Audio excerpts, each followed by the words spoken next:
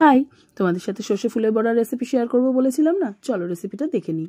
সর্ষে ফুলগুলোকে আমি বেছে নিয়ে ভালো করে ধুয়ে নিয়েছি। এবার একে একে বেসন, চালের গুঁড়ো, কালো জিরে, হলুদ, নুন, একটু আদা রসুনের পেস্ট আর কাঁচা লঙ্কা কুচি দিয়ে ভালো করে মেখে নেব একটু জল দিয়ে। আদা রসুনের পেস্টটা কিন্তু চাইলে স্কিপ করতে পারো। আর আজকে বড়াগুলো কিন্তু আমি সর্ষের তেলেই ভাজবো। সর্ষের তেলে ভাজলে বেশ মচমচেও হয় আর একটা আলাদাই ফ্লেভার অ্যাড হয় এর মধ্যে। এবার হাত দিয়ে হোক বা চামচ দিয়ে হোক নিজেদের পছন্দ মতো শেপে বড়াগুলো ভেজে নেবে। ব্যাস হয়ে গেল সর্ষে ফুলের বড়া।